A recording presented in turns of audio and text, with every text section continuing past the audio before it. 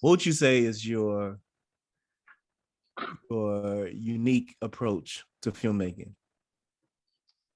Um,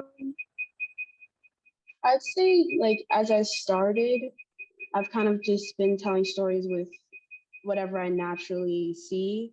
So like I can just create a story out of things that I capture like in a day or a week. Um, so I'd say I'm just able to create stories from just little videos I capture. Mhm. And I'm going into screenwriting for my concentration for junior and senior year. So I'm kind of getting into more narrative, but my like natural, I guess, talents with film has been just capturing that, and that's kind of how I started, like just capturing what I can and just telling a story from that. Mhm. Do Nice. you have any top like movie producer and you look up to that you follow that style? I'd say probably like Jordan Peele, Marseille Martin, and Issa Rae. Issa Rae is one that's um, she's kind of just created all these jobs for Black people in the media. Um, so I think I want to like follow in her footsteps and kind of create my own production company, my own movies, and like just get a lot of Black people, Black artists employed and working on my projects. Cool. Nice, nice. What's your favorite film of all time? Um, Let's do the I don't top know if five. Top five. Let's do top five.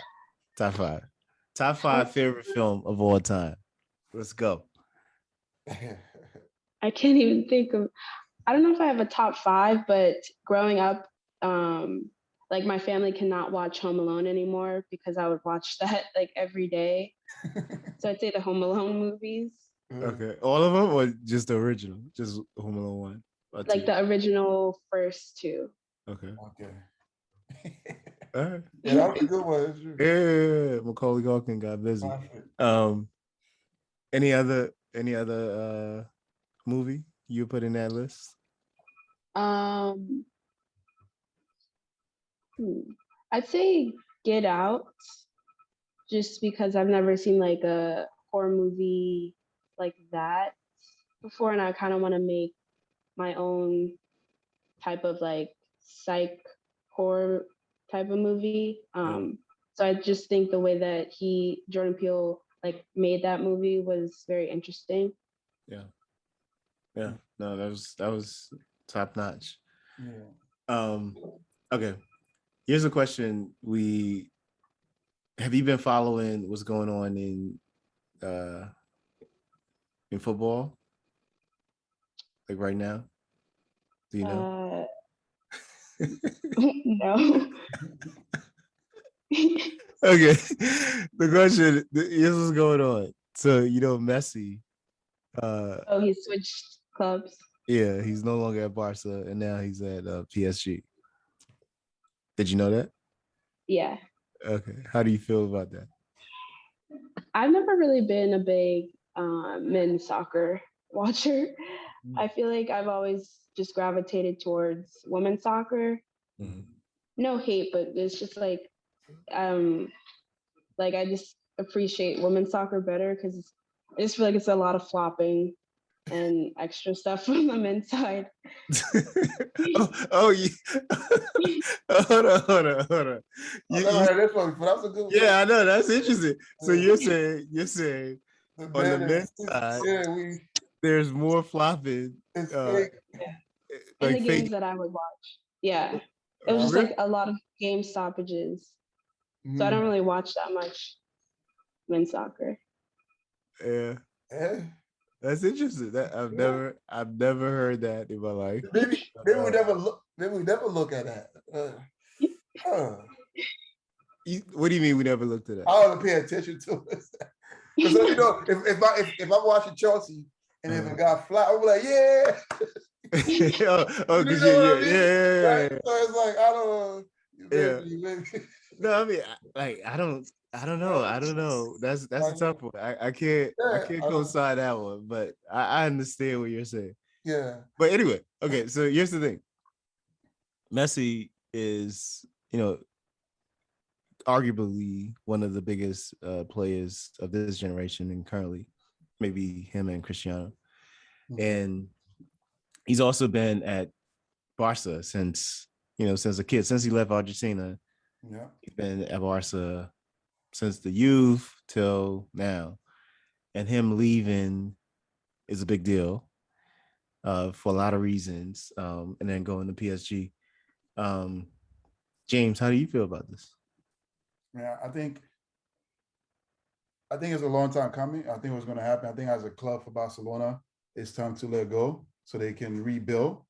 Like you said, Messi is one of the best of all time, and I think one of the greatest in the for Barcelona, that club. But I think it was just time for him to go. I think he did at a perfect time where he still got some juice where he can still perform at a different club. But I think for on a club level for Barcelona, I think it's time to rebuild. And even though it's hard, but I think it's also good for the club. And also, I think it's good for football as well, going to a different country, especially like France and stuff like that, where now I don't know the the league, right? It's for me. I just think it's good for PSG. Now it's a team everyone will need to beat. So for football, it's more exciting now. But I understand why he left Barcelona. It's a rebuilding process. What about you? Yeah, I mean, I think it's great for Barca. I think Barca needs to rebuild their identity, and they have a number of young players in there that will be the next crop, and having him around, especially the type of player he is, was just sucking oxygen out of the room, right? So now Pedri, Fati, Asu Fati, even Memphis coming in, they can really get busy. So I think it would be good for PSG and Messi. I would prefer if Messi went to Boca Juniors, if he went back to Argentina and played there. Like now? Yeah, like if his transition from Barca was to Argentina, would have been better for football, because now all the little kids would know that there's a team in Argentina called Boca Juniors, and the biggest player in the world is there, and that will really push that league up and add, and I think it's good for football worldwide. So I think he can still do it. He's only at PSG for 2 years, and but I understand, like, that would have been big. Yeah, it would have been like really huge. It would have been a room shaker. Now at PSG, I mean, you already there's the top 3 number 10s in the world are all on the same team. Yeah, and I'm going to touch back on Barcelona again. So just how when Ronaldinho left, right? So it's easy for Barcelona to find a new identity, but I think they're going to struggle a little bit. Yeah. Almost, in my opinion, I think they might struggle a little bit like how they used to struggle in the 90s. Yeah. But right now, I don't know. I just really think maybe a 3-year struggle, maybe. No, I mean I don't know. We'll see. I can see them winning the league. I can see them winning La Liga. They're not going to win champions, but they're going to win La Liga in a year and a half or 2 years max. Watch. We'll see, my drink. Yeah. All right, back to the guests. Because to you, it just sounds like, what are these guys talking about? Like, what are they talking about? Yeah. But this is part of the culture, right? So a big part of the culture, right, is like anything, right? So if you're into football, if you're into basketball, for instance, you're not just, or if you're a basketball player, you don't just play the game, right?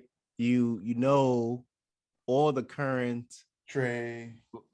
legends. You know what's going on. You know if Westbrook left, the Wizards and he went to the Lakers. You know what's going on. So now you have like the big 3 in LA, and then you got the big 3 in Brooklyn. So then you try to figure, and then you got 2 big 3s in LA. You got the Clippers and the Lakers. So you all of that is what adds to this, this deep love and excitement for the game.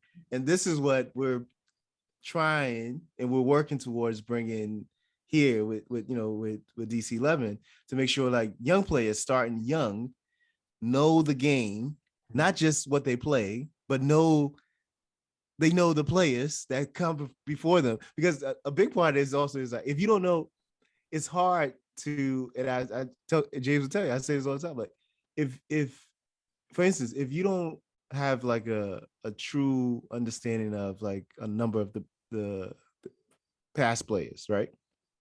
When you're looking at a kid play or you seen a young talent, you may be completely like, you may say, oh wow, this is amazing. Yeah, this is new. I never seen this before. Yeah, but this is like what this is. I mean, this is what somebody was doing in the 90s. You know what I mean? Like, and so there's, but you don't have that context to measure against, and so is like, I think it's important if for, and obviously people, outside of the US, this is the norm when it comes to football. Like everyone, they have all this long history. They're constantly, monitoring and comparing and contrasting different players and different clubs and leagues, etc. And so that's why, like, if you're to be really good, you're compared not just with the people you're playing against, but the people from the past. Like you're compared, like, and so I think it's important, like watch some games. Like even, when we encourage kids, especially, is to watch just quick YouTube clips, YouTube highlights, see it. But with your help and what we're doing with the game, with youth football, we just pumping these cool, short 30 seconds, 20 seconds, 15 seconds clips out there, and people start seeing it. And then also we're dropping, little jewels here and there about like, some history of the game, and they see that, and they pick it up. And then if more, because that's the same thing with all the other sports. Yeah. That's how everyone knows what's going on with everything. It's not just what's on ESPN or Sports Center. All your friends, if you play basketball, all your friends, oh, did you see the trade? Like, it posted something or some meme or whatever. So, yeah. Yeah. And then, all those little short 15 minutes, 15-second clips adds up. Is going to raise one of those next Messi from the Southeast. Yes. One of the Mia him from Southeast. That's the goal. That's what we try to do. Yes. It's been a pleasure. Yes. How can folks get in touch with you, especially for two things? One, if they're interested in what your mom and you are trying to do in Southeast, which is bring football out there, make it cool, and two, really helping you along your journey as a young filmmaker. I guess through my Instagram, High Purpose Productions. It's kind of where I'm putting all things creative. And then also my mom's Instagram is Vita the Vegan Chef. That's her side business. She's a teacher, but she's also a vegan chef. Nice. So those are both of our like businesses. Can you say it again? It's High Purpose Production. Yeah. And then Vita the Vegan Chef. It's a VIDA. VITA. VITA. Yeah. My mom's name is Lavita. Vita the Vegan Chef. Nice. She's a vegan chef. I definitely need to get in touch with your mom. She got some food and stuff on social media. Yeah, we need to. Anyway, yeah. That's all. Proper eating. Yeah, that's another conversation. We'll continue after the recording ends. But yeah, it's been a pleasure. You're welcome. You're welcome anytime to join us at practice sessions, training sessions, games.